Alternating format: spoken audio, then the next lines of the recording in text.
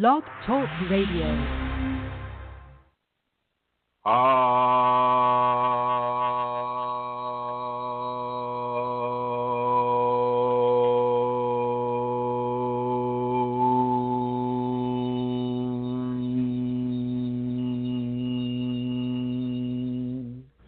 Hello, everybody, and welcome to this program that is designed all about your Kundalini awakening experiences and perhaps the experiences you haven't had yet, but you might have in the future. So I'd like to welcome you to this program, and I'd like to go ahead and just dive right in as we usually do. And today, I was given the opportunity by my Shakti, by my Kundalini, to talk about a couple of different things. One, they kind of go together. So I'm being given the option to talk about two different things, and they kind of go together, as many things within the Kundalini does. But first, before I do that, I would like to let you know that Santara is in a certain area that is having an internet issue, and she's trying to reposition herself so that she can call back and get online here. We just did a sound check with her, and there was a huge time lag between when, I would say, okay, go ahead, count to 3, and then, I'm counting to 10 before she even starts to count to 3.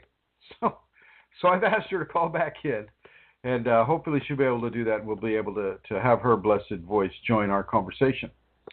Second of all, I'm going to ask you to if you have a question and you want to call in, the call-in number is area code 347-934-0026. That's a United States area code 347-934-0026. I'll try not to rock my chair and make that irritating noise like I sometimes do.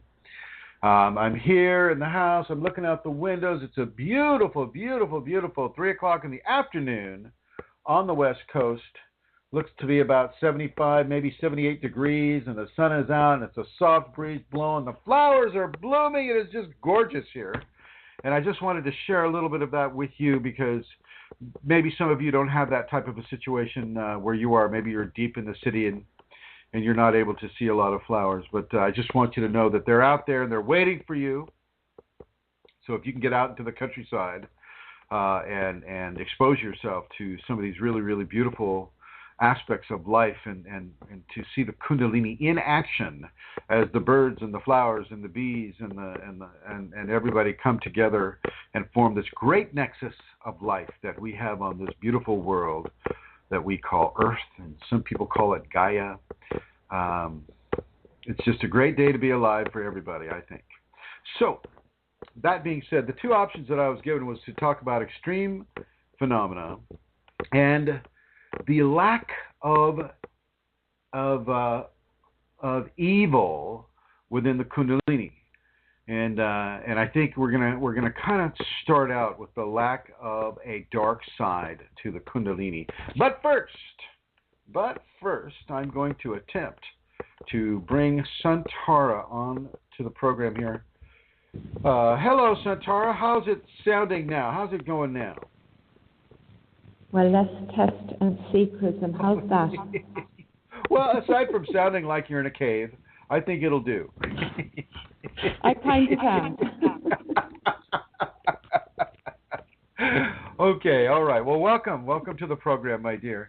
And first off, do you have any announcements you'd like to go ahead and but before you do that, I would like everybody to know that this show exists because of Amelia Santara, and she is an administrator on almost every single one of the Kundalini Awakening Systems groups, and she has been that way. She's been a part of the group since, I believe, 2009, Amelia? 2009?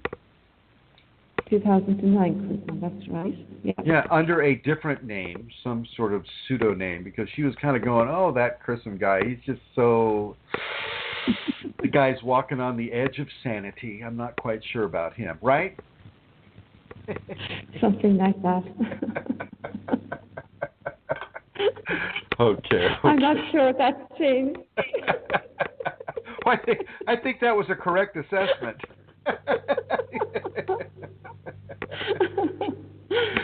Yeah. So, welcome to the program. Any announcements, my dear? And I'm going to pass it on over to Rosemary next. Okay. So get well, ready, Rosemary. I'll make a very quick announcement, Chrism, about where people can go if they would like to make a donation to support the work on Kundalini Awakening Systems and to support Chrism in the work that he does. You can go to a website, it's a BlogTalk website, and you will find a donate button there. And the website is www.kundalini-chrism.blogtalk.com. And all donations are greatly received. And as you all know by now, Chrism works on a donation basis. So all donations are greatly received. Okay, thank you, Chrism. That's it. Hey, are you in a place? Okay, guys. Are you in a place where you can't speak up? No, I'm deliberately making my voice lower so that it won't vibrate too much. Is it too low?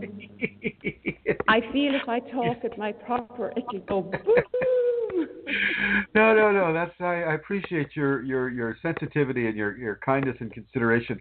I'm going to go to the chat room right now where we have some guests here, and I'd like to know. I'm Mary Jean or Phil or Vincent. Lana Seeker, can you tell us if the sound is doing well? We also have Ed Moore and Emma and some guests here. Is the sound coming through okay? And if you could type a yes or a no, we can take care of that right now. It's interesting with Blog Talk Radio. I can't really do a sound check until somebody is in the chat room typing, and so. Oh, sound as well. Emma Travis says fine here. Mary Jean, okay. Thank you, folks. I appreciate that. And let's go ahead and swing it on over to Her Holiness Rosemary.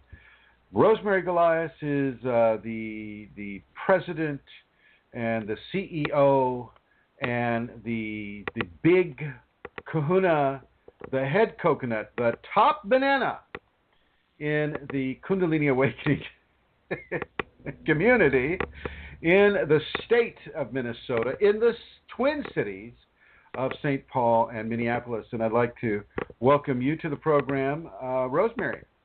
Yes, thank you. Thank you, Chrism, for all that. And simplicity, I am the coordinator of these things that happen here in Minnesota. I like top banana, though. You don't like top banana. Well, that one will do. I'll take that one.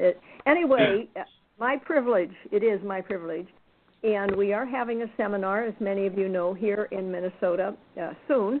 It will be in July 9th and 10th, and it's near the town of Cannon Falls. It's about 50 miles south of the Twin Cities, and it is at someone from our seminar,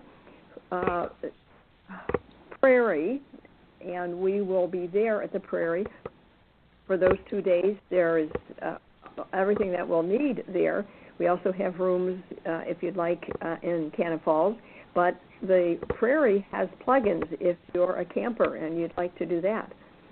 And my information to tell you even more.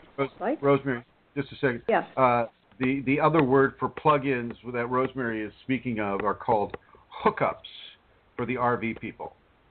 But also hookups for people that want electricity in their tents or things of that nature. Please excuse my interruption, Rosemary. Please continue. Yes. Well, my information is rosemaryg@usinternet.com, and my phone number is 651-452-3161 or 651-329-9615. And I want to say, well, a couple of things, just one more about the registration. The early registration ends the end of this month, and that's a little bit to help out there. But also my favorite thing that we've done this year is have a special group rate for people that are coming together, we said 3 people. And I think all of us would agree that's an amazing contribution to each other when you have someone who is also on this journey with us. And by coming together, you help each other get to the seminar and then also have this experience together. And your journey is quite amazing. I'm looking forward to that. Well, I'd like to let people know that we are having this seminar on the Minnesota prairies, and this is a restored prairie. This is a prairie that has been taken away from the commercial farming operations that are so prevalent in the central area of the United States. This is over 100 acres, I believe, that has been given back to divinity, given back to the natural forces, and encouraging the natural forces to take root there and to reestablish there. You know, after all those decades, perhaps of commercial farming, you know, the big crops there are soybean and corn, and you know the staples of that nature, and they weren't grown organic. So the soil was used and abused rather than used and nurtured. And so this restored prairie, I've already toured it. It is beautiful. They have creeks, they have beavers, they have all the animals that are native to the area. They have the plants and the grasses and the flowers and the trees that are native, i.e., they would have been there in the Pliocene era. You know what we're missing really are buffalo and passenger pigeons. Okay, but this is a very special opportunity to take part of the Kundalini, not only the information but also of a Shaktipat, in a natural environment, in the natural environment that is a reflection of the inner natural environment. And so I really want to encourage anybody that can make it to come. I think it's a very good opportunity, and as Rosemary indicated, we have group rates. So if you want to bring a group, and it is fun to be able to share these types of experiences with friends or with family or with spouse, or you know, some kind of an arrangement of that nature. And I want to thank Rosemary, the coordinator, and actually last time I was in Minnesota, Rosemary took me to this restaurant, and we just sketched it out on the back of a paper table mat, and we just sketched out the name of the seminar, where it was going to be done. We both talked it out, and so Rosemary is indeed a co-creator of this event, and I just want to say that I feel very blessed to be able to share this with you and to put this on in coordination with her. Thank you, Rosemary. Thank you. And as she mentioned, Rosemary's phone number is 651-452-3161, and her email is rosemaryg@usinternet.com. Is that right? That is right. All right, so anybody who's interested, and this goes for the future folks that are listening in the future as they come to the archives, because I know that this is a weekday and that people have to work, and they're probably not off work until 5 or whatever. And so for those of you that are exploring this in the archives, feel free to drop Rosemary a phone call or an email, and we can go ahead and get this going. And I also want to make an announcement concerning the Berlin seminar, the seminar in Berlin, Germany, for the European folks. This is moving forward. We're looking at venues right now, and I believe a venue has been found. I want to really, really give a shout out of thanks to Manisha,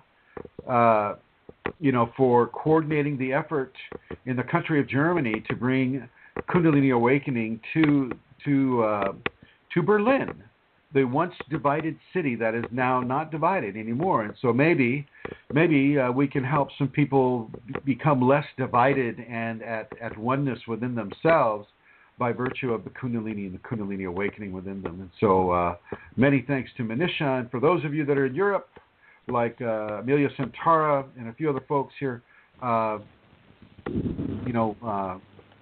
and see us, come and join us, and promise to make it a very, very worthwhile experience. All of these in-person seminars.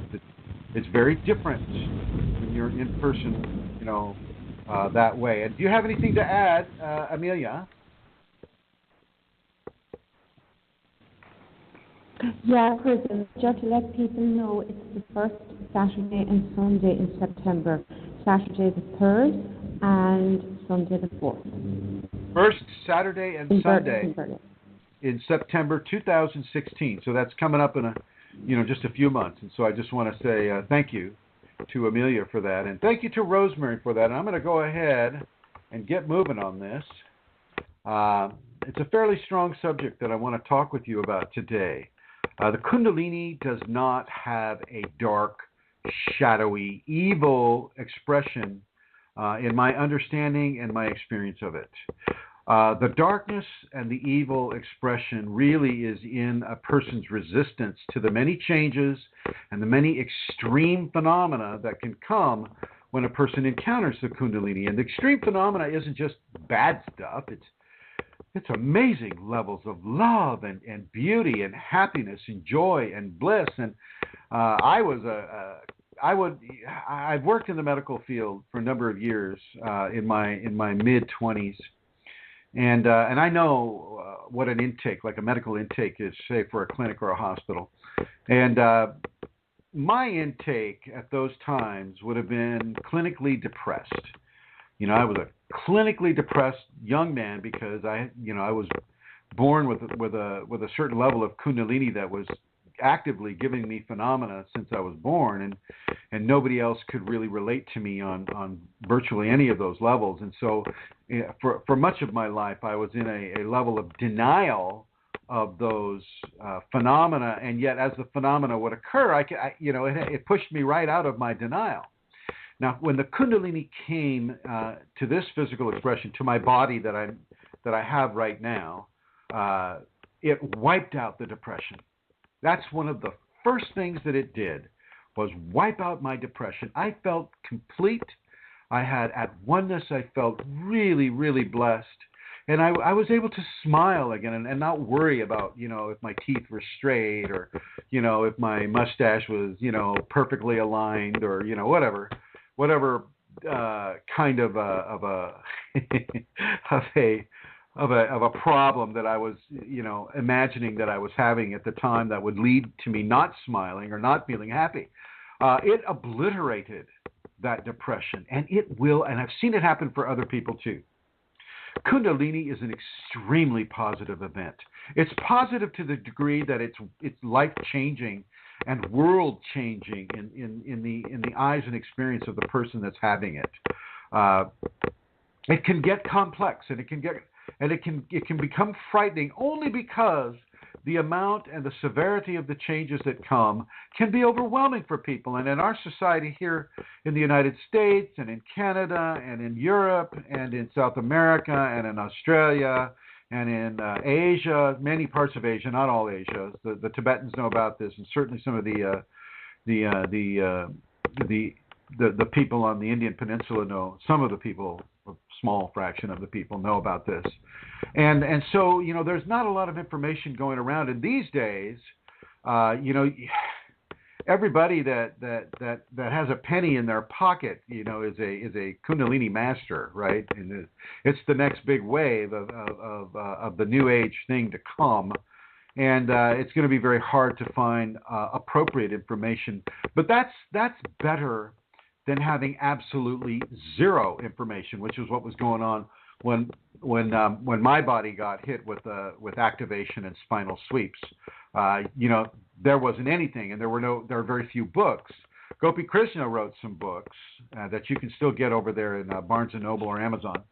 And Kundalini, the Evolutionary Energy in Man, and some of the other books that he wrote as well.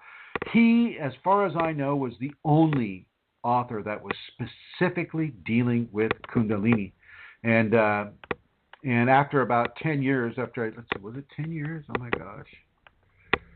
No, after about 12 years of being inside the process, I came upon his books, and I was able to look at his books and go, oh, wow, I have all those phenomena, those signs, and those symptoms. And I was really able to put a name and a word to what the Kundalini was. And that really, really helps a person. It certainly helped me to be able to surrender to the Kundalini, once you have a modicum of understanding, it is much easier for a person to surrender into this grace.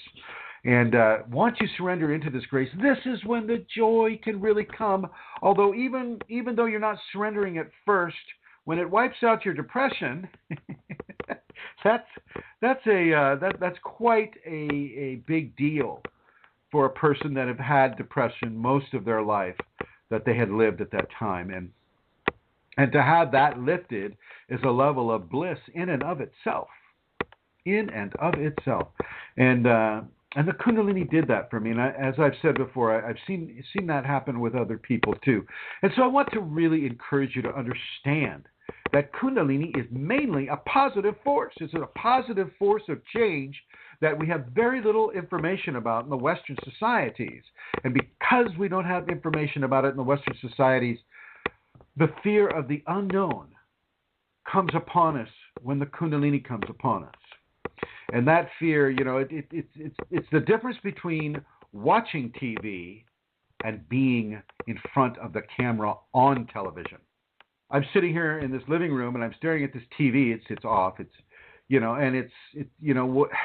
Watching TV is really easier in the comfort of your own home or wherever you're living, and you can just kind of like, you can take your shoes off, you can relax.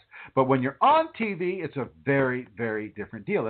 And that's that level of differentiation pales in comparison to the difference between having Kundalini and not. And because that lack of information, still exists in the Western world, this is why I'm so grateful to Santara Kundalini or Amelia Santara for putting this program on, for allowing the populations, if they're so guided by their divine within, to come and listen, that they can begin to assimilate information that pertains directly to their Kundalini awakening situation. And so, as that information comes through, the fear is dissolved. Now Kundalini itself is not dark. It does not have a shadow force because it's not completely dual. And it's non-dual and dual at the same time. It's here and over there at the same time, which is a level of bilocation. Kundalini weaves itself into a person's life experiences. And she begins, the sacred mother aspect of the Kundalini. You have sacred father, sacred mother. The ancient Sanskriti people called them Shakti and Shiva. Shiva being sacred male, Shakti being sacred female, sacred mother. And just as a human is gestated before they're born by their mother, so are we also gestated by the Kundalini. But her gestation is very different. The gestation that we experience from the Sacred Mother with regards to Kundalini is the actual transformation of all 5 expressions of the human being, the physical expression, the mental expression, the emotional expression, the psychological expression, and the spiritual expression. All 5 of these human expressions are transformed, sometimes at the same time and sometimes one after another. And if you don't have information about what is occurring and why all of a sudden you're getting spontaneous body positioning, or your diet is changing radically, or you're feeling the top of your head like somebody, a bunch of little elves are dancing on top of your head, or your body is consumed in heat and you feel a level of burning all over the top of your skin, but it's not so bad that you're in pain all the time or anything, but it's definitely a tactile experience. You can feel it. All of these things, when they happen to a person, if they have no information about that, it's going to put them into fear. That's what happened to me.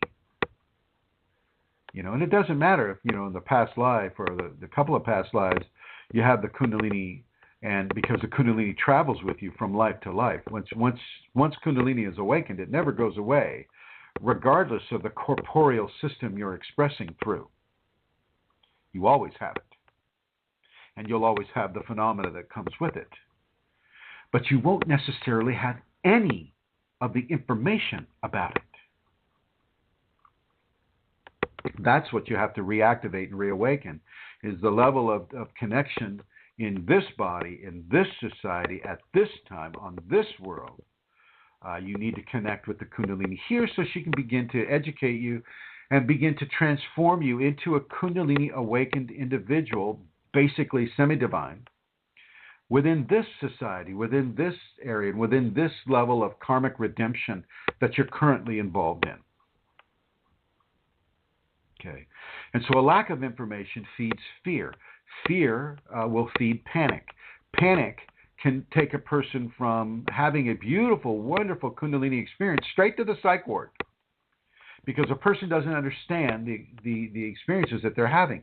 And so that can lead a level of darkness, a level of shadow, a level of hurt into the Kundalini awakening experience. And the least amount of resistance that you have for the Kundalini can offer you and engender within you a very, very, very positive experience. And so the idea is, yes, there will be strange occurrences happening to you. But that's not darkness. That's not evil. That's not shadow.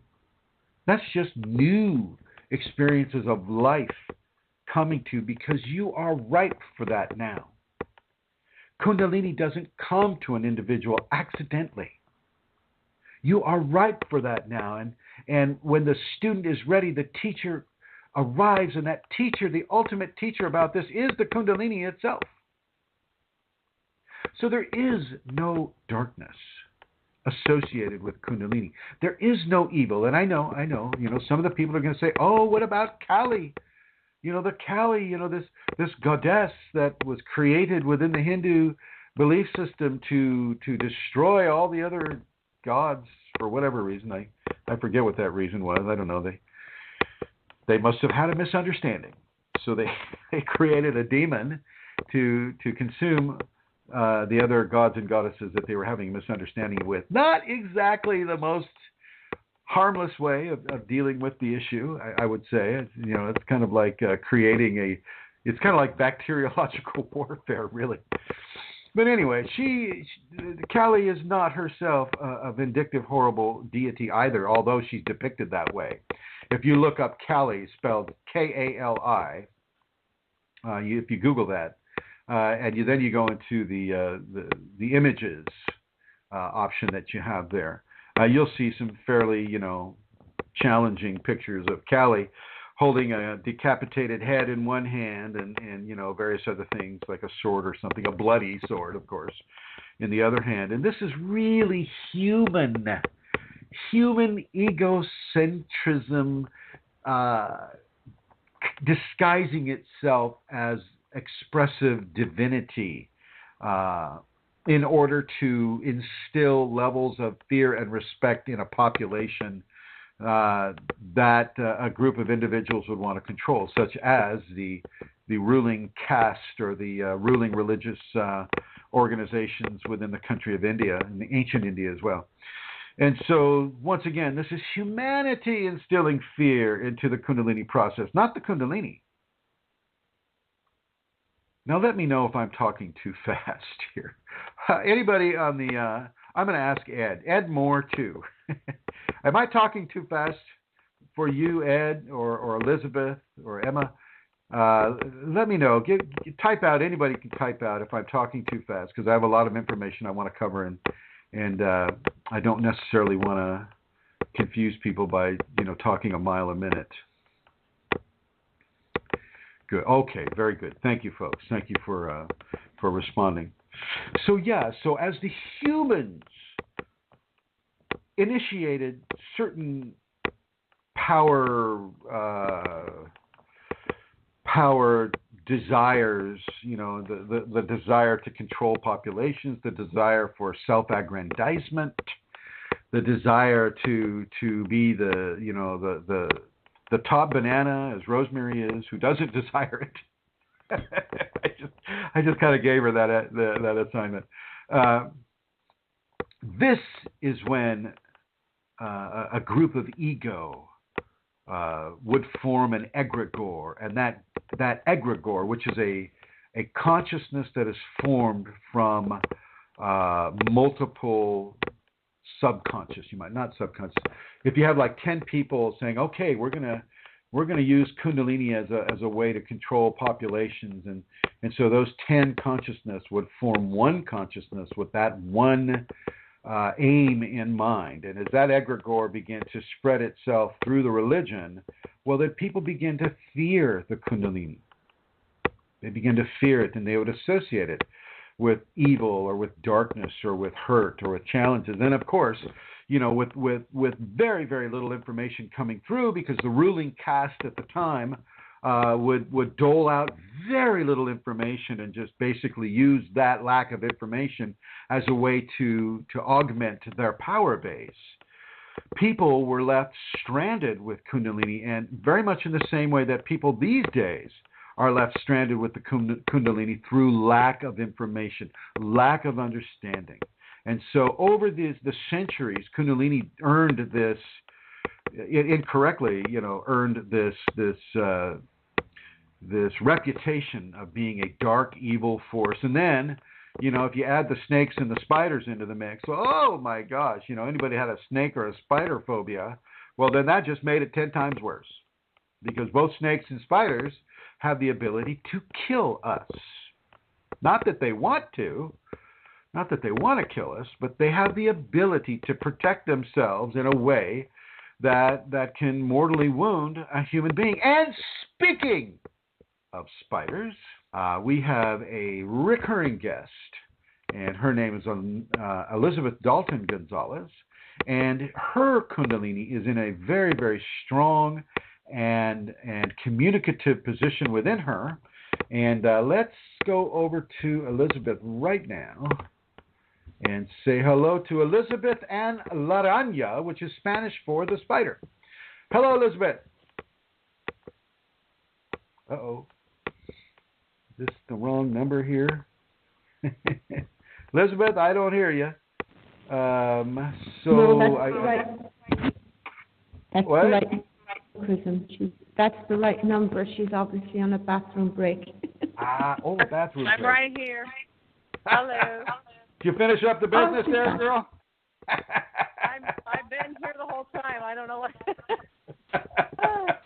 Hello. Hey, can you get a little closer to your microphone? Yeah. How's that? That's much better, much better. And I just want to say hello, a beautiful Wednesday afternoon to you and to La Araña. And and I just want to open the mic to whatever she would like to say. Well, why she typed in, asked me to type in a couple of minutes ago, or a few minutes ago, you were talking about the Kundalini not being dark, and she started talking about, oh my gosh, yes, you know, the majority of humanity is afraid of spiders. Children will, and my child will actually say, come and get this spider, it's evil. Sorry, guys. And I always say to her, what makes you think... Hello? Me? Yeah, you need to stop rocking. Oh, the chair. Thank you, Amelia. Sorry. My bad. Okay. Go ahead. Anywho, she was just saying in my head that the majority of humanity is afraid of spiders. As they said to me in Peru, they don't understand why. They're here to help us, et cetera, et cetera. Yes, they can be venomous, but they're protecting themselves. But when you were just talking about the Kundalini not being dark, she was just saying, yes, why? You know, even children, she's saying, because my child says spiders are evil, they're horrible. I mean, and it's just I guess it's just their appearance. Or when we were in Peru and different people's Kundalini was acting out in physical kriyas, whether it was the spider or the snake, or it appears, it's the appearance of it, she's saying, that people perceive as dark or evil. I think it has a lot to do with our media and the way that horror films are always about some creepy, hairy spider or, but even children, if they're not taught properly, they don't understand that spiders are good and that spiders do good things in the garden and that, you have to teach them that they're not evil and that they're not here to harm you. And they just want to be, for the most part, left alone, Well, especially if you're dealing with children, you need to tell them not to pet the spider. Well, or they could pet them, but not, not to scare them, because that's when they're going to bite or they're going, if you're, and you could accidentally sit on one or stand on one and get bitten, but that she's saying they're protecting themselves. I remember walking into a house one time, and I was walking in through the dark, and I walked right through a spider web, and I knew it was on top of my head, but I couldn't find it. It was a huge spider, and every time I feel with my hand on top of my head, the spider would move. Oh. I tell you what, I didn't kill it. I did not want to kill it, but I didn't know what kind of spider it was. I didn't know. I knew it wasn't happy where it was. But I finally just shook my head over the balcony, and the spider came off. It was just like, oh my God, oh Lord, yeah, it can be very surprising. Yeah. Well, I support Laranja completely with that. She's absolutely correct, and it goes with the serpents as well. I mean, when you say the media, well, the media is such a fear-mongering type of informational outlet. Even last night, I was reading the 20 most venomous snakes in the world, and the way they're phrasing it is like, wow, it's like you step 1 foot into the wilderness and all the snakes are going to come and hunt you down, and it's just not exactly. It's not the case at all. I saw, just some weird stuff you see on the internet. Men are just 12-year-old boys in different bodies, it seems like, to a large degree. Getting a praying mantis and getting a black widow together and having them do battle, right? And I watched this full of compassion for both beautiful creatures, just amazing level of cruelty. And neither of them wanted to fight. Matter of fact, that little kid or man or whatever he was couldn't get them to fight. They would not fight each other for the enjoyment of some immature, 40-year-old or whatever was happening with that. And it is the media that really promulgates a level of fear into the insects and into the serpents as well, but also into the Kundalini. And before I feel like a whole wave of information coming right now, but I don't want to interrupt Laranja, because Laranja is the sacred divine, and please allow her to continue with. No, that was it. That was when you were just talking about that. She just, wanted me to say that, what I said already. So go ahead. Well, I want to say many, many thanks to Laranja and for her presence in our lives, for her presence within the Kundalini, and for the information that she's giving us about spiders. I never knew that spiders enjoy to be sung to, or to have a person sing to them, and that is almost like a massage that they're given. Is that right? Yes, absolutely. And speaking of, I was petting, when I was singing to a spider that Brooke had asked me to get out of the shower in Peru before she showered. People started asking me, could you come, sing this spider out of the bathroom for me? And I was petting it, and it was very, I don't know if it was venomous or not, but it was not. It was just so relaxed from the singing, and it was actually letting me stroke its back. So, and it did then go up into the ceiling and let her take a shower, and did not show herself again until she was done. Wow. Well, it's interesting you say that. I'm going to go ahead and bring Brooke online with this. And hello, Brooke. Hi, guys. Hey, was it a big, huge, hairy spider? It was pretty big, guys. It really was. First thing I did was run to Elizabeth. No, I mean, it wasn't doing anything. And then Elizabeth reassured me. She said, Brooke, I had a discussion with it, and it's not going to move the whole shower. And it didn't. It stayed right where it was. So, yeah. Did you have your eyes glued to it the entire time? No, I really didn't. Uh-oh, I lost her. Wow, I lost her and Elizabeth at the same time. I lost her, I lost Elizabeth, and I lost Amelia Centaura at the same time. I still have Rosemary and Joey on the phone. Isn't that weird? How messed up is that? I wonder if I lost anybody in the chat room here. It looks like everybody's here. Maybe that's a sign that I'm just to get on with the show here. So, maybe that's a divine sign saying, stop talking about the spiders and showers and get on with it. Okay. Oh, I see Elizabeth came right back. I'm going to wind that up. My phone hung up on me. Well, not only you and Brooke and Amelia left all at the same time. So I think you got bumped. Yeah. Yeah. Well, does Laranya have anything she'd like to add to this? Because I really value her input and your input, because literally you're channeling Kundalini. Now, I hate to use the word channeling. You're receiving Kundalini straight through the Laranya. So what else would you like to say, if anything? I think about this topic. Yeah.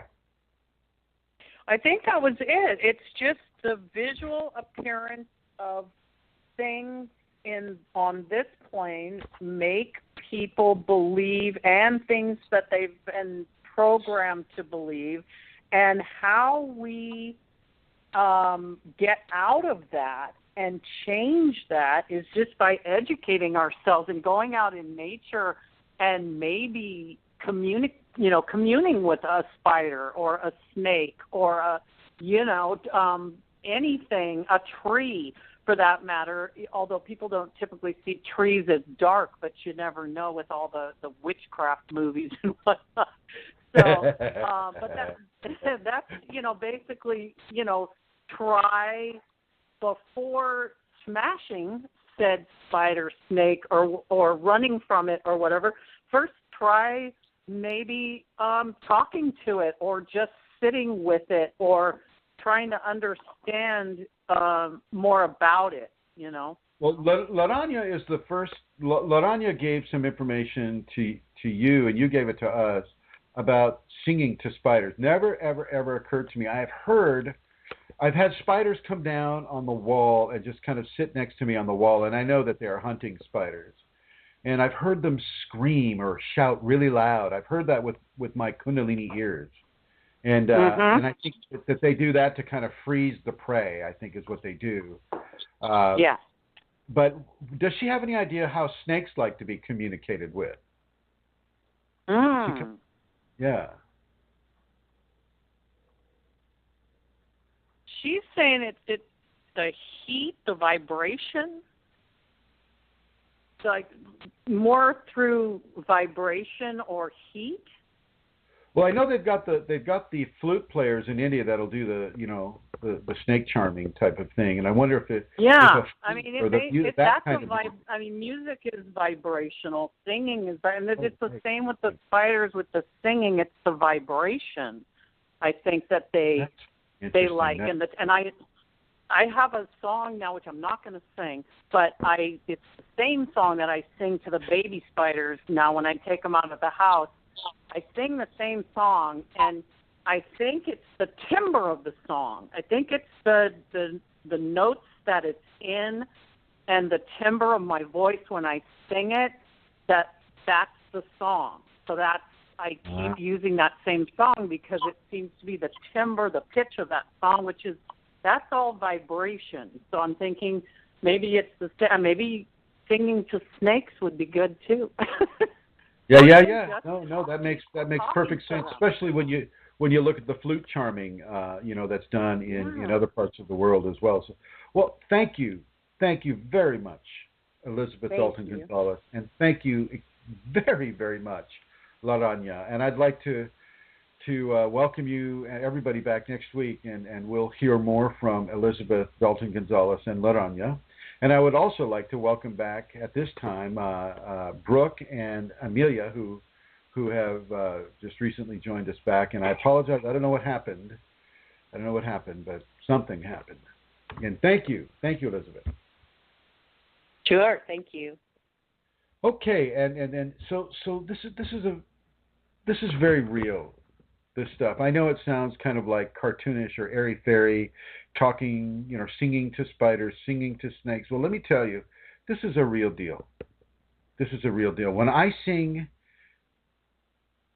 and I'm a trained singer, I'm a professional singer. I've sung professionally in my life, but when I sing, I tend to attract animals to me. I don't know if it's because I sound so good or I sound so bad that they're just coming. Maybe I sound like I'm in pain to them. I don't know. But I do tend to attract creatures when I sing. And Lasha, my cat, as soon as I start singing, she comes over and sits on my chest and stares at me. If I'm in a seated position. And so singing and the vibrational aspects are a very, very strong and real conducive form of communication. And the voice, as Elizabeth is suggesting and Laranya, is really all about vibrations. And I want to say thank you to Sylvia Giza for her kind compliment on my voice. Continuing on, and so with this lack of information, people can develop darkness, and whether that lack of information is human created or just because the person doesn't have any information. By human created, I'm talking about, say, religious people that are concealing the truth in order to have power over other people. Information in the Kundalini context is power. And if you deprive a person of that power, it's quite a karmic sin. And Sylvia Giza is saying, I am looking for more music. I love your music. Oh, very nice, very, very nice to say. And I do have one CD that is out now, and if you're interested in the CD, I would like you to contact our top Kundalini banana, and that would be Rosemary Kalash in Minnesota. And once again, her number is 651-452-3161, and she can hook you up with a CD. And she'll mail it to you. And I believe that if it's nationally inside the United States, it's one price, and it's not inexpensive. I am not allowed to charge an arm and a leg for these things, and I wouldn't anyway. But if it's overseas, we have to add $3 to $4 for shipping charges. So just so you know that. Vibration is a huge deal within the animal kingdom, and the communication with the animal kingdom. You just look at whales. These whale songs. Well, these are vibrations that travel underwater, great, great, great distances, and that frequency of vibration, I'm sure, is not just communicating whales, for other whales. All the other creatures in the sea are also partaking of that communication, and I believe it's also a healing for the ocean that the leviathans are giving, to the ocean as humanity continues to cripple the ecosystems within the ocean. So this darkness is through lack of information. The more information you have, the more joyous and happy and stupendous the Kundalini can become. But you're going to have to keep up with this, because as you surrender and give yourself more and more and more into the Kundalini transformation that is happening to you, greater levels of phenomena will come. And as greater levels of phenomena come, you're going to have to be able to adjust to those greater levels. So let's just take the spontaneous body positioning, the Kriyas. That's spelled Kryas, Kriyas. This will force you into certain bodily positions that you would not normally go into. And so here we go. Now we have an unseen force that is taking control of your physical body, placing it in a position against your will for a certain amount of time. for a reason that you don't know. And what is that going to do with your psychology? What is your ego going to do with that? Well, it's going to go into fear, typically. Not always, but typically it will go into fear with that type of a phenomena. And unless you have information about Kriyas, unless you know that, oh, this is a normal part of my Kundalini awakening equation, you're going to have a problem with that. You're going to go into fear. You're going to, these days people will look on the internet and if they ask the right question, well, they'll get the right information. The spontaneous body positions and Kriyas, that would typically be an easy answer to find. What would not be so easy would be having your skin feeling like it's burning all over you at the same time. Bottoms of the feet, top of the head, the chest area, the back area, the leg area, all the private areas, all over the place. You're looking at that and you're kind of going, oh my God, this is terrible. I must have some sort of a disease. And because we don't have this information, we go straight into the medical trauma scenario, and we visit the MD, and the MD can't measure anything because we don't have Kundaliniometers in our ERs at this moment. And so people don't know, and the doctors don't know. And they say, oh, well, Mr. What's your name? Oh, Mr. Chrism. Yeah, I think you're just having an anxiety attack. And here's some selected serotonin reuptake inhibitors. We're just going to channel some new grooves into your brain, and hopefully that will take care of that issue for you. And of course it won't take care of the issue. Matter of fact, it makes the issue much, much worse, because Kundalini is constantly seeking to place the body into balance as it gives transformation upon the body. So the reason why you're having the Kriyas, the automatic body positioning, is the Kundalini is placing itself into the fiber, the muscle, the bone, the blood of the individual, and bringing it into balance at the same time. Okay, and so as greater levels of heat or cold, and it's not just the heat. You can feel like your whole body is freezing as well. Heat is associated with sacred male, and freezing cold is associated with sacred female. Okay, and both of those aspects of the Kundalini will take their turns.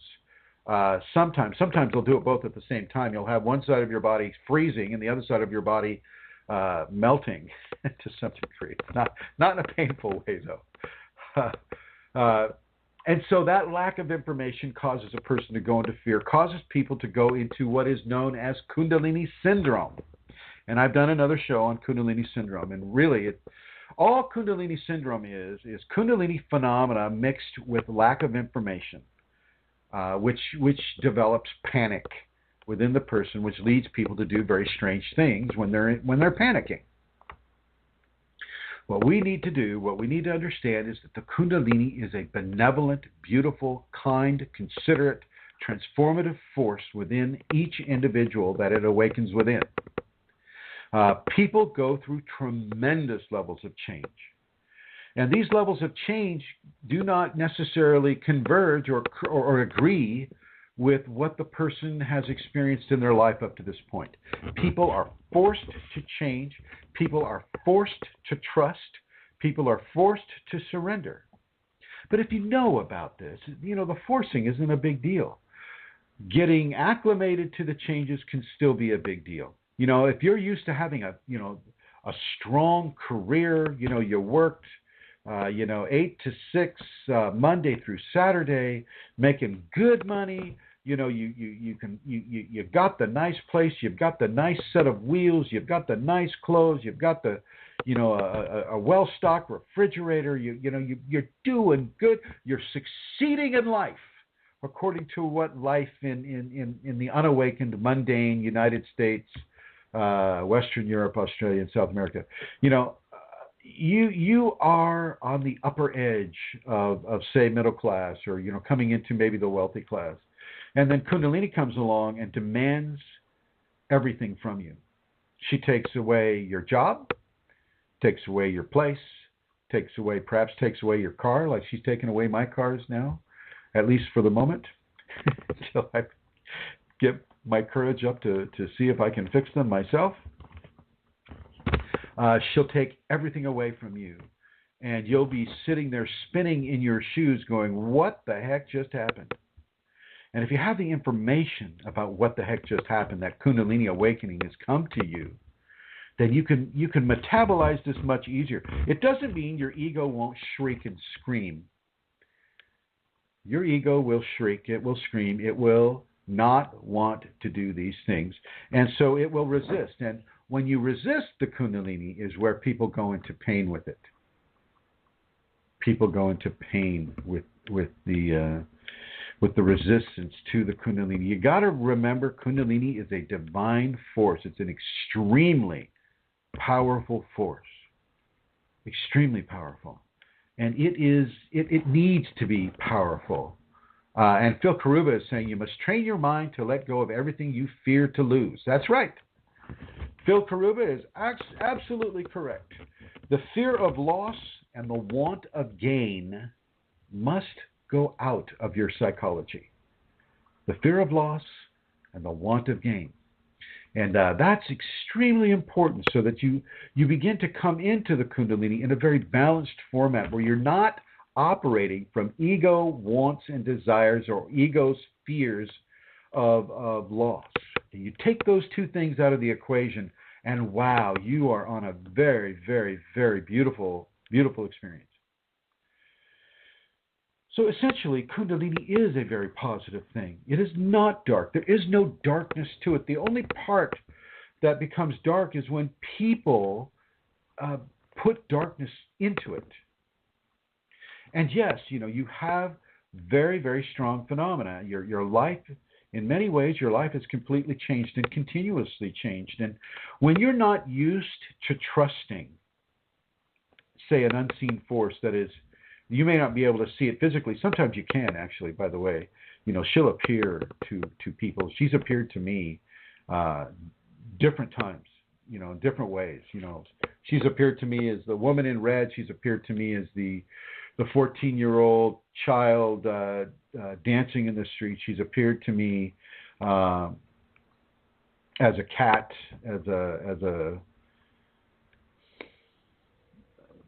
so many different some things I can't even find words for. So she will appear to you, but you'll have to surrender to what you see. You'll have to surrender to it. And it's the surrender part that is really, really difficult. I've done another program. If you go back into the archives of this show, I've done a program on Kundalini and surrender, and I do suggest that you listen to that. But the surrendering is really one of the most difficult things that you can do, that you can partake in, because it involves letting go of the world as you once knew it to be. And a lot of people are addicted to science. Rightfully so. I mean, this computer I'm talking on was created through scientific method. Okay, and I'll suggest that all the computers that everybody listening to this program right now, is a product of science. And so when Kundalini comes along and takes away your scientific confidence by doing things that are beyond physics, that are beyond science, well, your world can be thrown into a bit of confusion and fear because of that. But this will occur for most folks that are having the Kundalini, and I just want to encourage those folks that are having the Kundalini to surrender completely. There is not a shred of harm that she is pumping into you. She is giving you grace. She is giving you joy. She is giving you bliss, happiness, ecstasy, semi-divinity. And some of those qualities that she gives to you are acidic skills as well. These exalted skill sets, such as telepathy or healing or clairvoyance or clairaudience or psychokinesis or psychometry or the ability to bilocate, the ability to levitate. These are all activities of the awakened Kundalini within an individual. You can do this, folks. Each one of you can do this, can have this, if you just surrender to her grace within you as she changes you. So those of you that had that very successful career and now you seem like you have nothing, and you're still in the mindset of, oh my God, it's like It's 10 o'clock in the morning. This is morning break time. This is the 15-minute smoke break, coffee break, whatever. I remember those days. I remember those days when I had an 8 to 5 or 8 to 6 or 8 to whatever. You know, you get these breaks. I think some people call them union breaks because, you know, the employer wouldn't just give you that break. And so you're still in that programmed state of mind where I should be doing something constructive. I should be doing something. I should be working right now. I should be making money. But instead, here I am stuck in this ashram in this city of Santa Rosa in the state of California, the country of the United States, and I'm not doing anything except having these kriyas or having my inner landscape changed. And you're not going to be able to understand it. You're not going to be able to make it fit the old paradigm. And it shouldn't fit the old paradigm. Matter of fact, it should, you know, if it does fit the old paradigm, it's not the Kundalini. You can't have the old paradigm and bring in the new paradigm at the same time. Semi-divinity will trump mundane expression. So your mundane life is no more. The mundane life you can see is kind of the fruit ripening on the tree. Once that fruit falls to the ground and begins its new job of growing another tree, or, you know, doing what the fruit does, it feeds nature, it grows other trees, it expands itself. Literally, the tree is expanding itself with the fruit. Once the Kundalini does that with you, it will expand you. You'll never see a pear jump back up to a tree branch. Now maybe Centara has seen that because she lives in Ireland, and they have very strange things happening in Ireland. Have you seen a fruit jump back on to the branch without human help there, Centara? Yes, Chrism. What? Yes.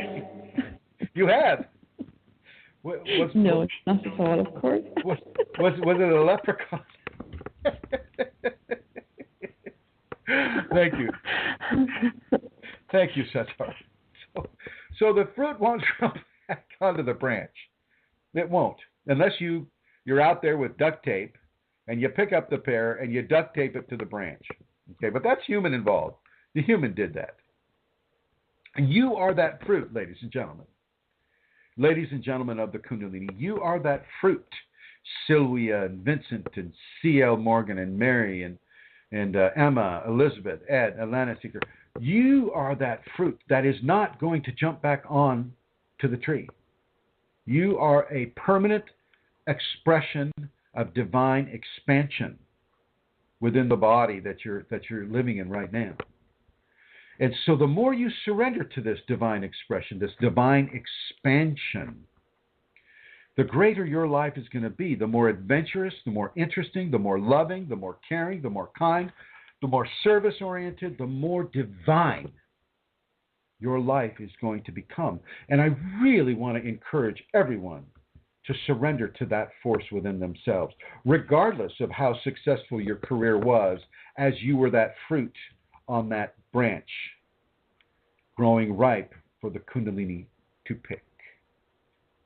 Okay. You need to surrender to the Kundalini and surrender to the new life that she is giving you, and it's not going to be the same way as your old life.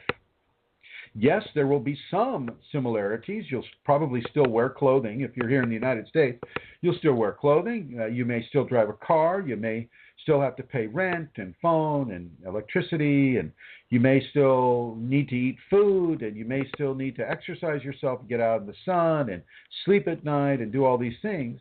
But you'll also have to do other things. You'll have to do that Kundalini practice that she may put you into.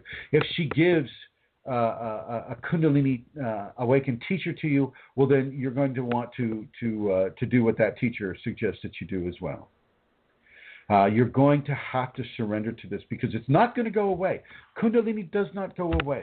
And if you drug yourself into stupefaction, you'll just have to deal with this very same thing the very next life. It doesn't go away.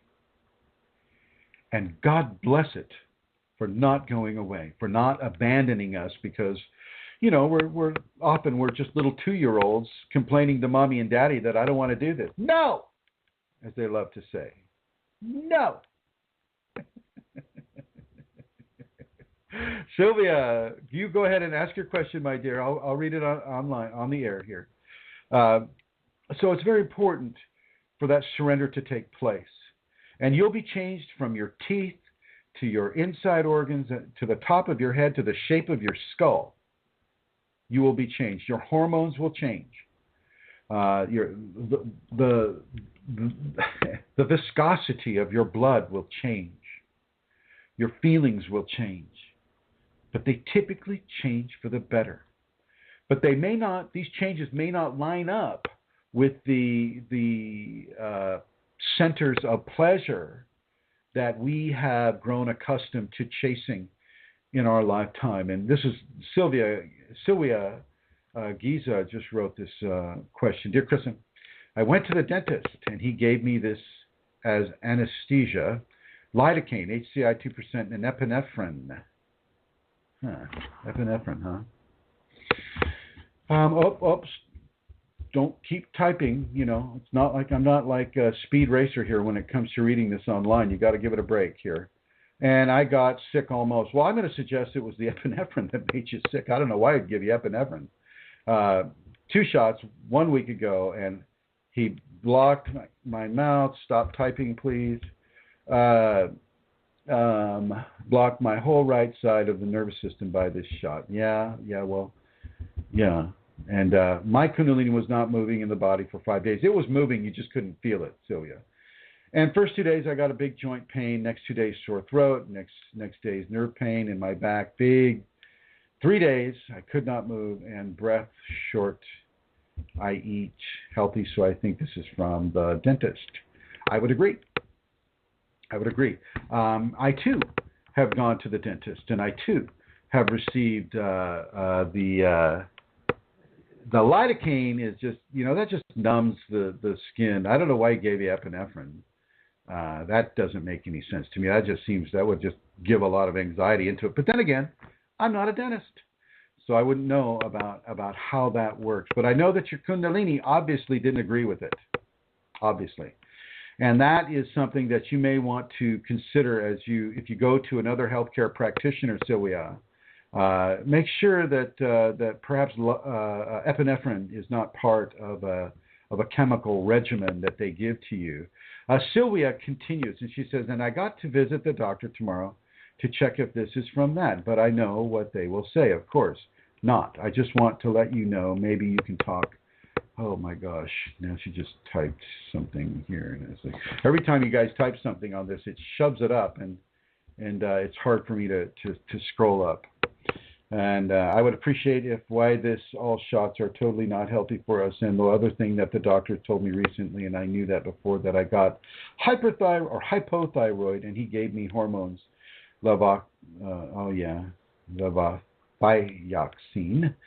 I took it from the pharmacy, but I got something. Okay, but you got a resistance for that, I think is what you're saying. Yeah.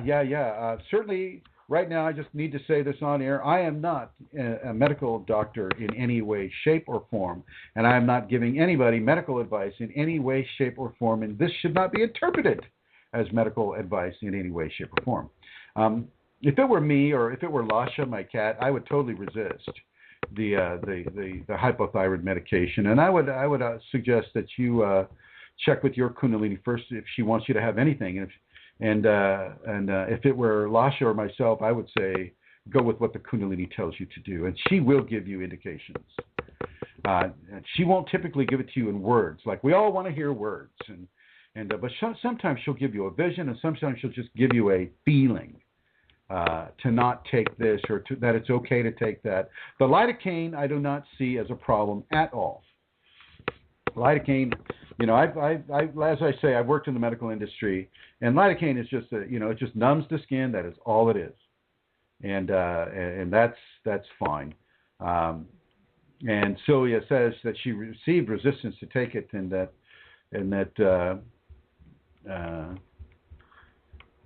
she's asking, what do I suggest for her thyroid? And I'm saying, ask your Kundalini to heal it, and ask your Kundalini to allow you to take the kind of nutrients that are required for you to have it, that allows you to develop a platform of healing that she can come in and heal for you. And be very, very careful about what it is you allow to come into your system. Make sure you always clear it with the Kundalini first.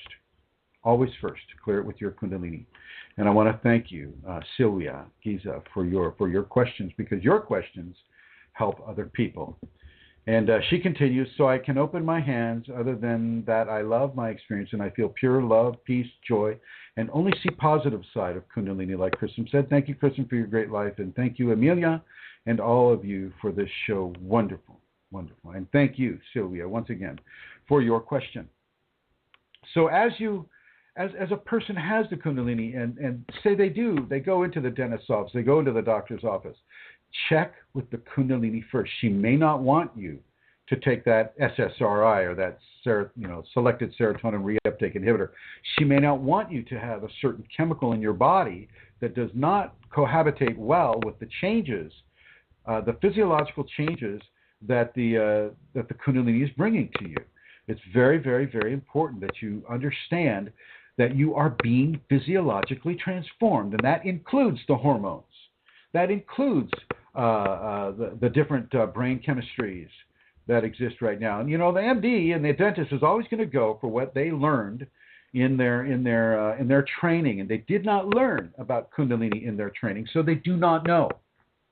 And if you say to an MD, "Oh, I don't want epinephrine in my system," well, he's going to go, "What do you know about epinephrine? What medical school did you go to?" And of course, you say, "I went to the Kundalini School of Medicine," and the next place you'll find yourself is the psych ward. So be careful. Be careful about what you allow into your system. It's very, very, very important that you let the Kundalini begin to sculpt your response. And Phil Karuba says, always look to nature's pharmacy first. And I agree. Because nature is the Kundalini. Mother Nature is Mother Shakti. People have a hard time connecting the dots there.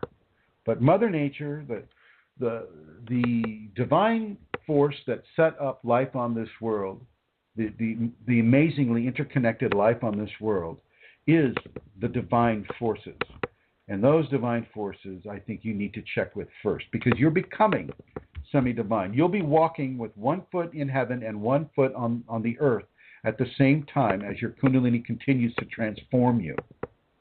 So do not resist this. As I mentioned before, if you had that wonderful, amazing career and you don't have it anymore, and you're trying to resist it, well, there's a good reason why you don't have it anymore.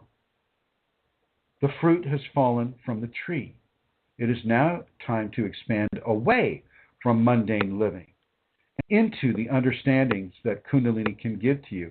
And Kundalini does do this for people. I mean, here in the States, some of the folks, they have kind of like what's the word? They come into this life with an agenda towards Kundalini. And so when the Kundalini phenomena comes to them, they're not frightened by it.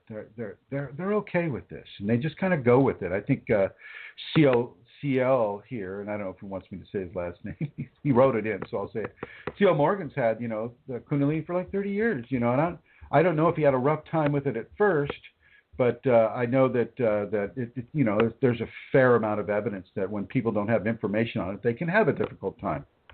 But I think that he was able to find levels of balance early on in his experience, and I think this can happen for everybody.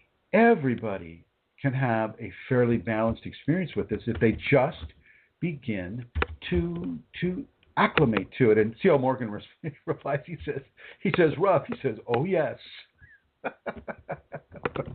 So I take it all back, C.L.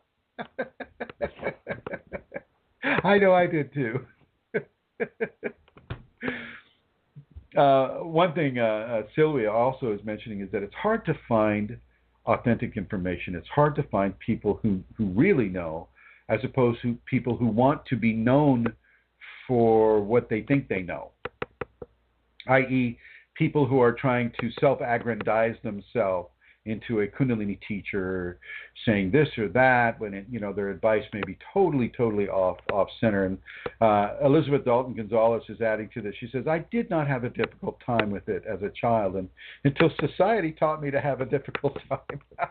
Good point, Elizabeth. I had a difficult time with it from the get-go. Being transported to the Amazon forest every night from birth to 13 years of age was quite traumatic for me. But evidently, I was allowed to be able to handle it. Here I am today. I'm not sure I'm successful, but I am alive and I'm living, and I'm able to give this information to people. So I guess there's certain, within Kundalini ideas of success, if that even exists within the Kunalini ideology. I'm still here and I'm doing this, and so there's some goodness coming from this. You've got to surrender to this. Whether you agree with what I'm saying or not, you still need to surrender with this. It's essential. And you cannot have continuous expectation of wanting the old life back, because this life is difficult, because you're resisting the transformation. That is what brings the darkness. That is what brings the shadow. Now let's talk a little bit about some of the difficult times that you can have with the Kundalini. And let's start with entities. I've done plenty of shows on this program about entities. When a person sees a discarnate or a spiritual being that does not have flesh, that is what the word discarnate means. It means without flesh. When you see a discarnate entity, climb through the wall or descend through the ceiling or something of that nature, doing something that doesn't conform with the laws of physics, that in and of itself can frighten you. And as you're afraid, that in and of itself, your fear itself, can begin to attract more of that which is frightening you. And the Kundalini will allow this to occur. And I'm going to ask you, why do you think she would allow that to occur? Ask the people in the chat room, why would this be allowed to occur? And I'm going to wait 1, 2, 3. It would be allowed to occur because of the levels of trust that she wants you to have in what she is doing with you. Sacred Mother wants you to trust her. She doesn't want you to try to reclaim your old life. She doesn't want the pear to jump back up and try to get on the branch again. She wants you to accept this new life, this beautiful life, this expanded life, and allow this life to enfold you in the many levels of bliss and grace and love and happiness and joy that it can. And this is very important, because a lot of us in the Western societies, we go through levels of pain, like say relationship pain. Let's say you've been with a spouse for 20, 25 years, whatever. And you've had a family, and you've had a career and all of these things, and all of a sudden the Kundalini comes along and begins to divide your attention, and you have this new thing, and it's hard to explain to a spouse or things of that nature, and things can get very, very rocky and difficult for the relationship. And what I want you to do is I want you to go into that, and I want you to find levels of forgiveness and tolerance and patience and honesty and trust. And I want you to give that to the Kundalini in regards to the relationship, and watch how that relationship begins to blossom all over again in ways that you would have never thought were possible.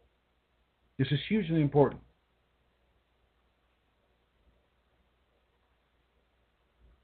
All right, and I see I'm going to come on over to Her Holiness, Miss Amelia Santara. Hello, Amelia. Hello. Hello, yes. Hello, Amelia. I am here. Do you have any questions, Miss Here? Yes. Yes, I do. I shall begin with the first one. Okay, here we go. All right. Okay. Why is meditation practice necessary even after Kundalini awakening? Meditation practice is necessary because the physical body and the mental body, the emotional body, the psychological body, and the spiritual body still need to have a level of strength and exercise that allows each of those specific bodies to have specific communication with the Kundalini. The action of meditation is the action of communicating with the inner verse of the individual. The inner verse meaning that inner expanded area of divine expression within you. And so as you meditate, you in a very healthy way, depending on your meditation, in a very healthy way, you allow yourself to have continued and consistent communication with Kundalini, which opens up levels of communication that can provide you with many, many levels of information. And as you have more information, as I said before, information is power within the Kundalini. Information is power. The more information you have, the more you can surrender. The more you can surrender, the more you aid your transformation. The more you aid your transformation, the further you're able to go into the heavenly fields. And so meditation is a very necessary activity within the Kundalini. However, the Kundalini mother herself will stop you at times because meditation is also energetically generative. You will generate energy just by sitting still and meditating. And this is very contra to how we view our life. We view energetic generation as like the wind turbine with that the propeller going around and around and around really fast, or the turbines used in hydroelectrics, the turbine used in our cars and even in the computer with this this fan going to bring the cool air into the laptop. We look at generation as a movement-oriented scenario, and the scientific formula would probably be, and I'm not going to quote say the law of thermodynamics or anything like that, but A equals motion and B equals friction, A plus B equals C, energy. Well, with Kundalini, it's very, very different.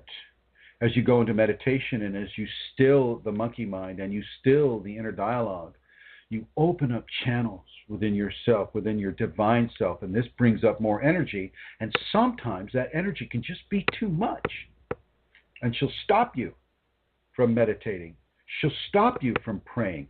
She'll stop you from doing the 5 Tibetans or any of the practice of the safeties. She'll stop you from doing that too. And the safety protocols is a set of exercises, for those of you who don't know, a set of exercises that is on Kundalini Awakening Systems 1, that's the number 1.com. And if you go to the safeties option there on the left-hand side, it's about the 5th option down. You'll see safety protocols for Kundalini Awakening. And, they're extremely energetically generative, but they're also very, very balanced in having and holding the energy. Well, sometimes she doesn't want you to have any more energy. She wants you to process what you already have. And by processing what you already have, you begin to make room for more energy, which she will bring to you and allow you to do your practice later on. She's not stopping you forever. She's stopping you temporarily. But you got to understand, Sacred Mother is in control of this process within you. You're not. So if she gives you like a headache, typically you'll get a headache going down. If you go straight up from your nose and down to the back of your neck on the other side, split your head in half like that with your finger. If you go about an inch to an inch and a half to either side, there's another channel there. There's an energetic channel there. And that channel can become very, very painful if you're putting too much energy into it. You can get these headaches from pushing too much energy into these channels. And I want you to pay very, very close attention to what the Kundalini is telling you to do. If you start to get a headache, then I want you to stop meditating, stop doing the safeties, stop putting too much energy into that physical system so that you can You can give yourself a break, a day or two, whatever, maybe just a few hours, and you can find a level of equanimity within the processing that the energy and the Kundalini are doing within you. Okay, so it can be very, very necessary not to meditate, not to pray, not to do these things that are energetically generative in a way that we're not used to understanding the generation of energy. Over, Santara. Thank you, Chrism. Why only less than 1% are in spirituality and want their Kundalini awakened? Say again? Yeah, it's the way it's expressed. Why only less than 1% are in spirituality want their Kundalini awakened? Oh, want their Kundalini awakened. I'm not sure I agree with that percentage. That would be more along the lines of those who are awakened or awakening.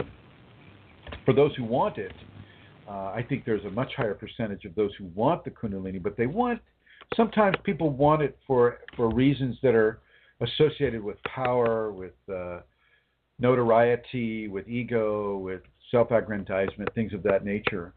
And it's typically not going to come to those people who want it for those reasons. For the people that already have it, it's still rare in the population, but that is changing. That is definitely changing.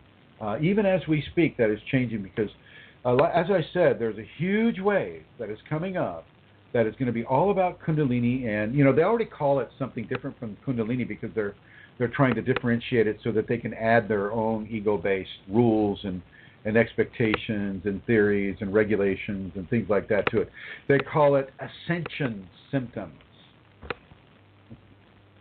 Ascension symptoms, which are basically Kundalini symptoms called something else. A lot of people are going to be coming into this, and more people, by virtue of the internet and by virtue of interest in power. Often, we are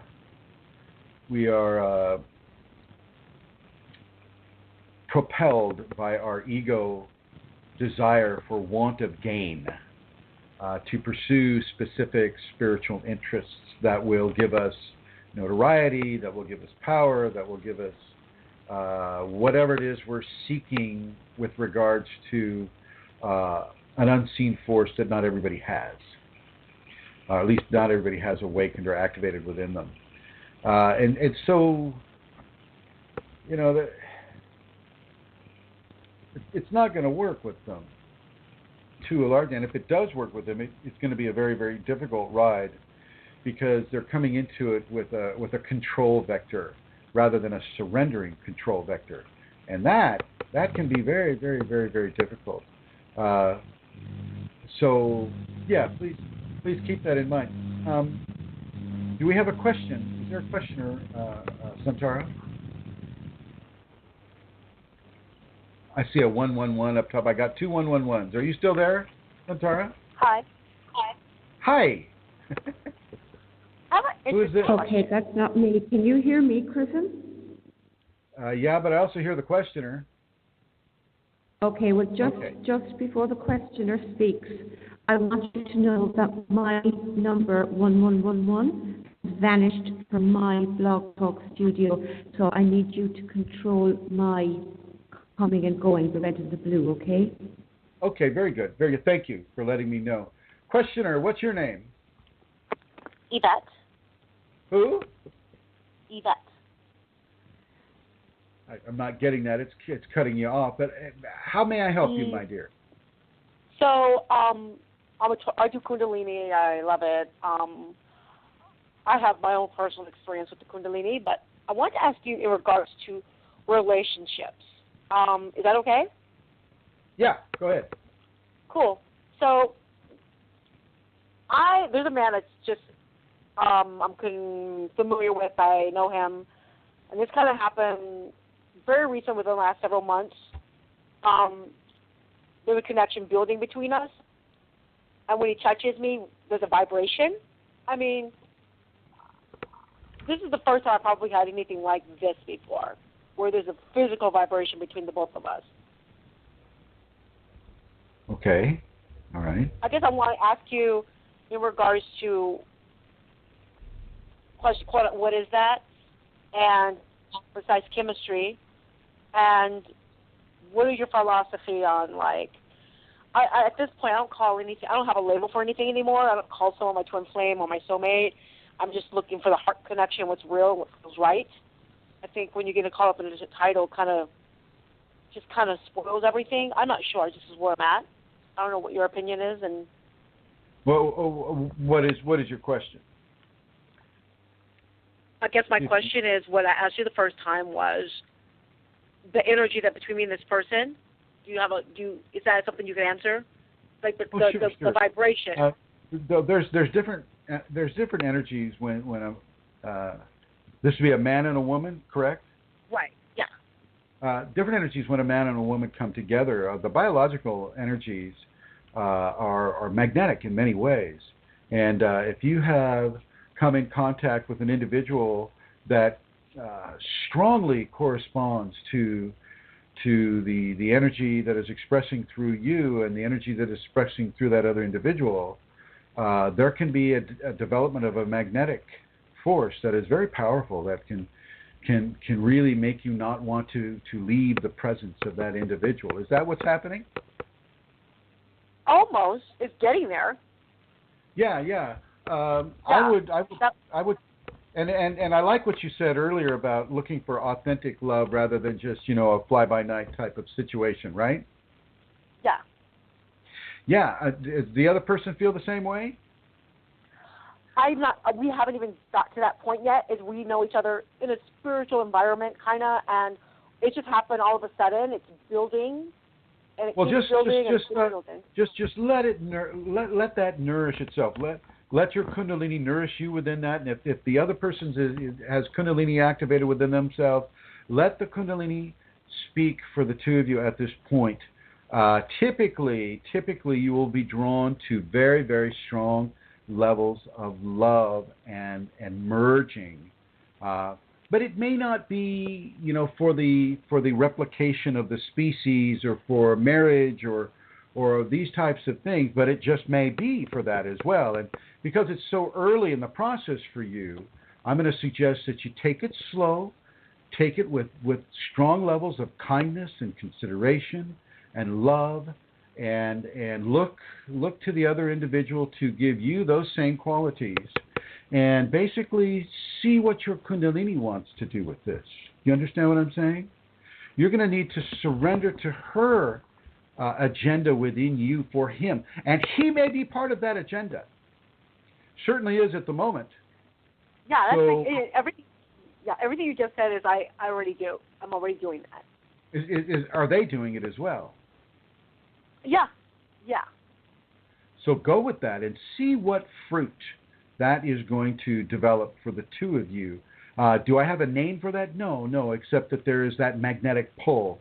And Kundalini does have amplification qualities within itself. And so the magnetics that are developed between people that are very, very compatible with each other can be tremendously amplified, from 1 to 1,000.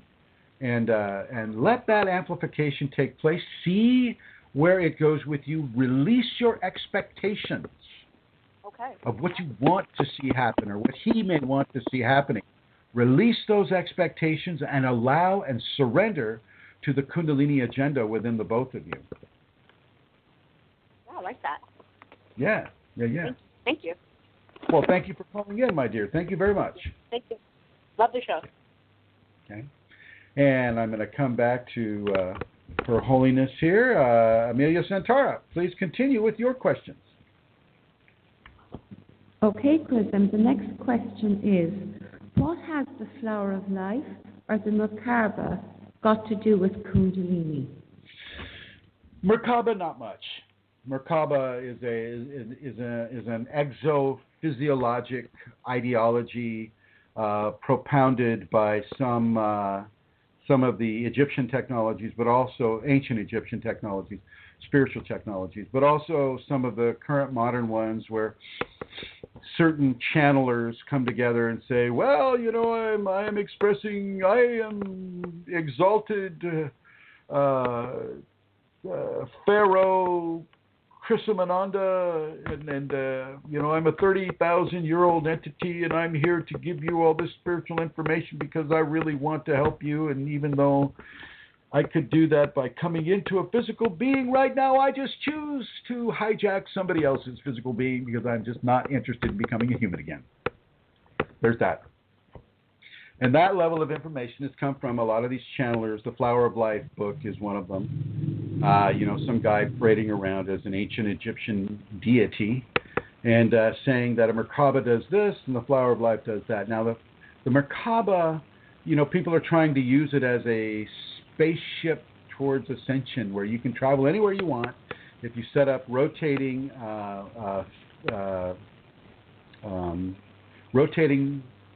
oppositely directed pyramids within a human system. It doesn't work. It's not going to get you there. I mean, people that do are kind of having entity interaction or just kind of feeding their own fantasy.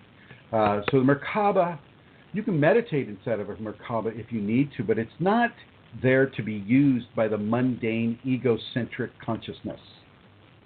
Has a very, very, very different quality for that. The Merkaba itself, used, understood in a fashion of clarity, is really a symbol of Kundalini awakening. It's just like the Star of David too. That's another symbol of Kundalini awakening. The difference between the two is one is using a pyramid and one is using a triangle. Okay, the Flower of Life, however, is quite different. Flower of Life is a symbol of the spine of an individual. It's the symbol of the 7 chakras, with the 6 on the outside, and if you have ever made a Flower of Life, and I suggest everybody make one. It's a very nice experience because there's a flow to it that is very conducive to the Kundalini. But as you connect the 6 circles, you'll notice that a 7th circle is developed in the middle of the connected 6, and that speaks very loudly to Kundalini awakening. Whereas the 6 are connected, the 7th appears. Okay, and it can be a very, very powerful symbol for Kundalini awakened people. And I believe, Santara, you have some pretty strong experiences with your Flower of Light. You have Santara has about a 30-foot wide Flower of Light on the land of her home in Kerry, Ireland, and it's all made out of stone. It's made out of native stone, and I'm going to let her talk a little bit about her experiences with her Flower of Life. Go ahead, Santara. I will, Chrism, indeed. It's a few years now since I made it, and it was on Chrism's suggestion or direction, and it was a fascinating thing to actually do. I'm trying to remember what the diameter for me for each of the circles was. I think it might have been 6 or 7 feet. And it's a really amazing thing to do. And I would just suggest to people that, you can do this in the sand because not everybody has the opportunity to make one in the earth as I did. But a lot of us can go to the beach and you could make one on the sand in the beach. And even though it's a temporary thing, it's a really interesting thing to do. But anyway, so I made mine from stones. And it's a permanent fixture there. And I use it as a place, and as Chrism says, it's within a 30 by 30 foot square, that's the space, and each one is 6 or 7 feet in diameter. And I meditate there when I'm in Kerry. I lived down there for 4 years. I went into it practically every day and often during the night. And my Kundalini really, and it was a very sacred space for me, to meditate there, to sit there, to walk around it, to do some practice out there.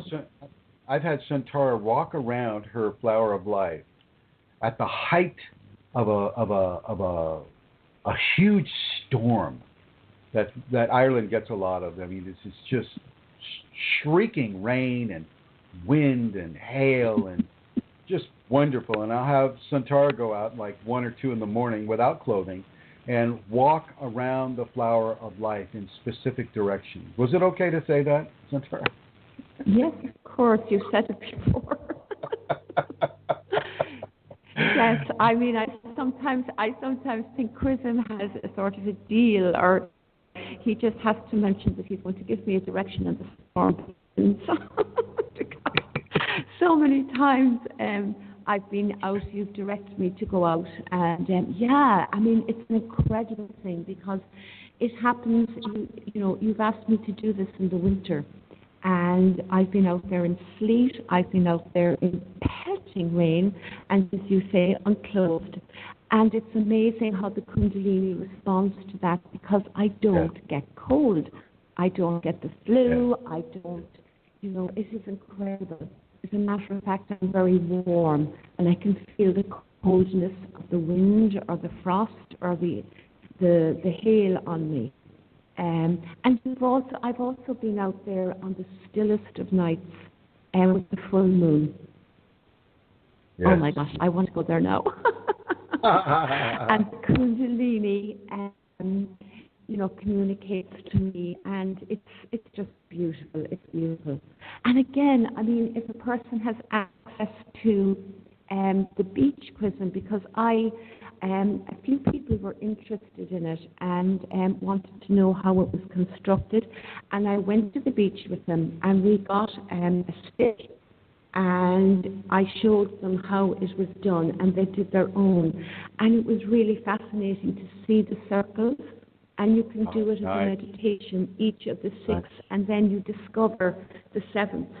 And yeah, I mean, if you had a couple of hours, you were able to go. And it actually, I'm getting more information about that right now. When you draw that onto the earth, it sends an energetic projection into the cosmos. So just an FYI. Yeah, it certainly does. It most certainly does. Yeah. So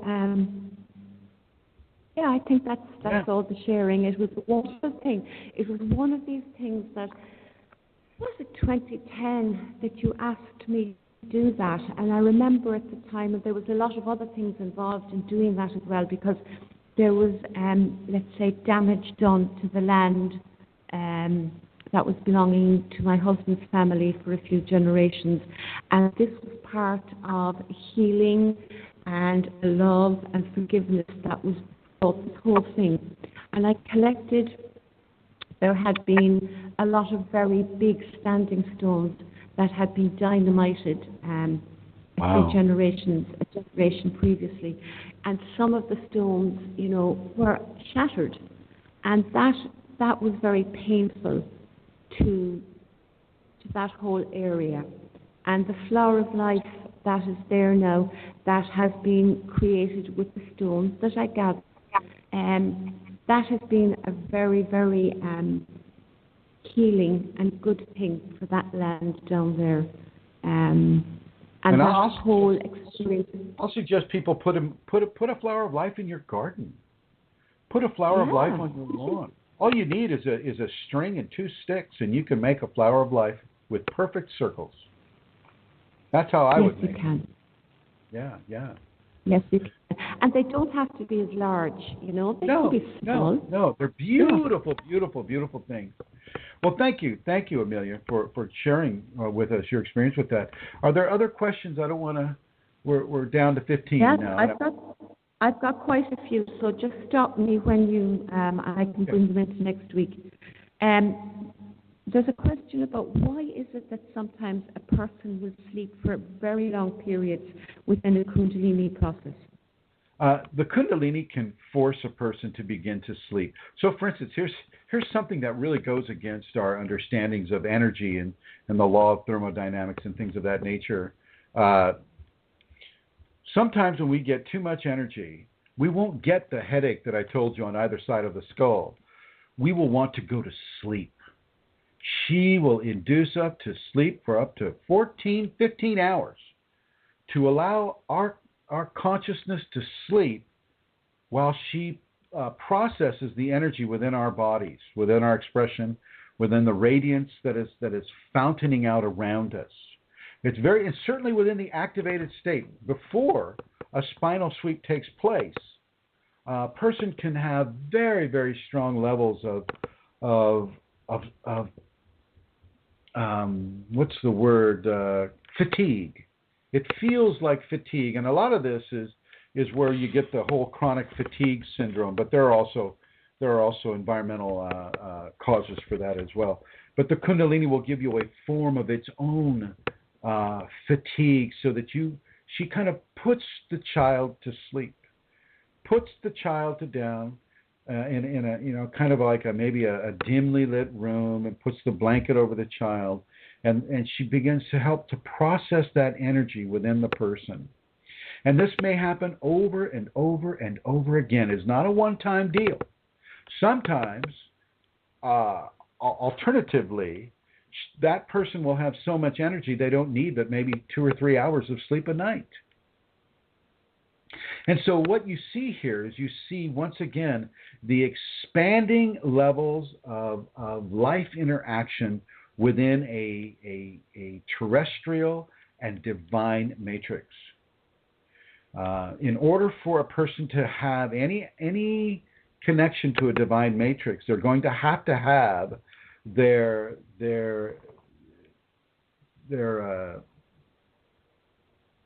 I'm chasing a word right now. Their spectrum expanded. They're going to have the spectrum of their terrestrial life expanded in order to hold the Kundalini, and they're also going to have the Kundalini natures within their self expanded to bring more in.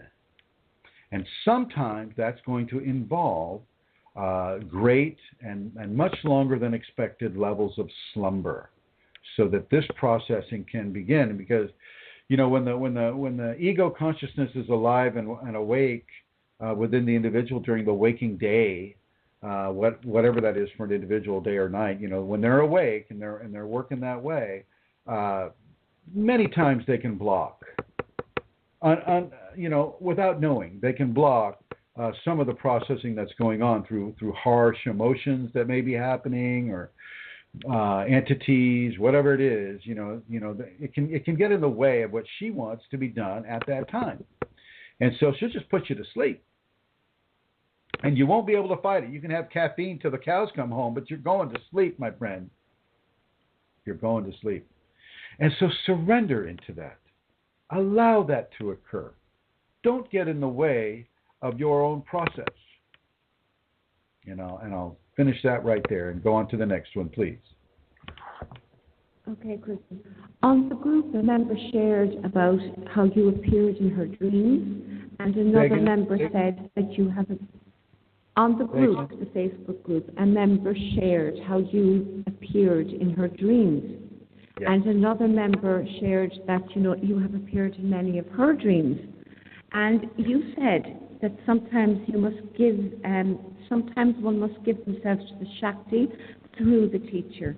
Could you speak a little bit about this, please? Yeah. It's not because I'm like a super special individual and, I just like fly into people's dreams. More along the lines of that the information that's coming to people through me is good information. It's what the Kundalini wants to have come through.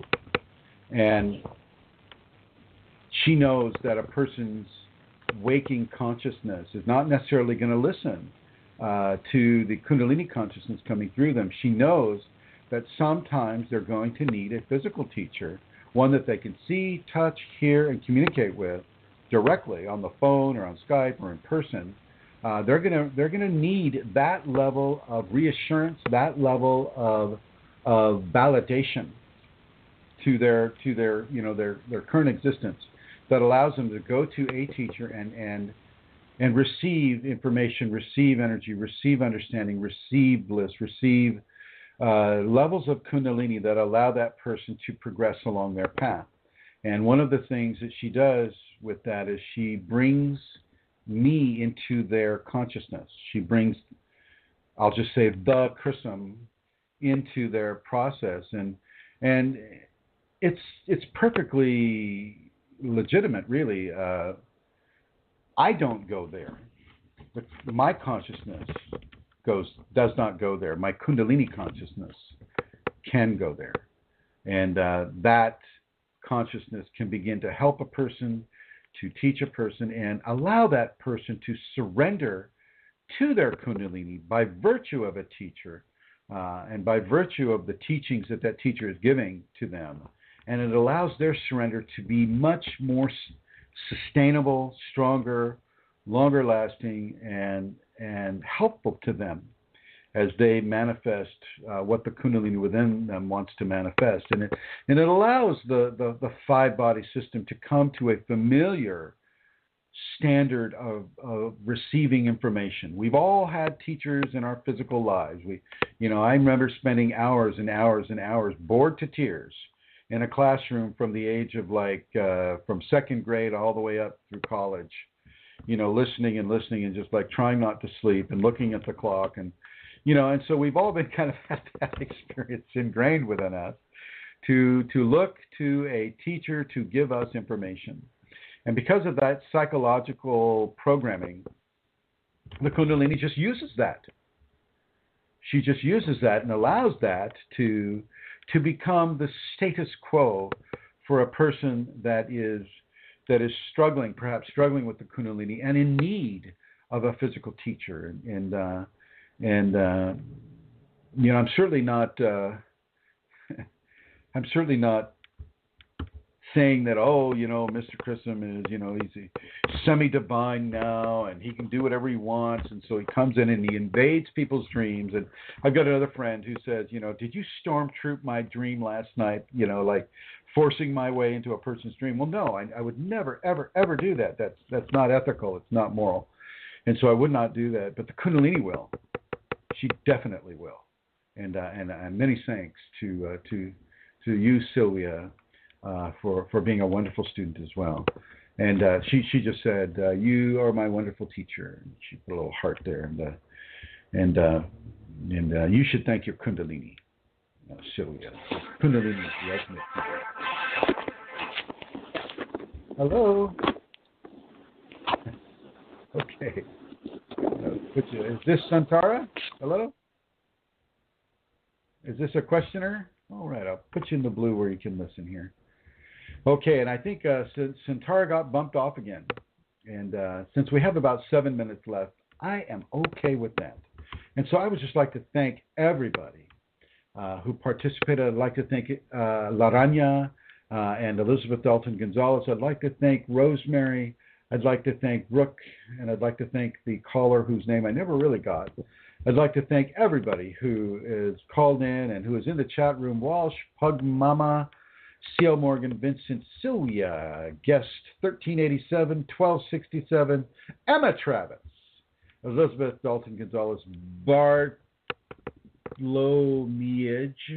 and Alana Seeker. I'd like to thank everybody for joining us in this program. And if you're interested, I would like to let you know that you can come here anytime, or at least you can go to the archives and you can repeat this program if you missed anything or if you want to, see it again.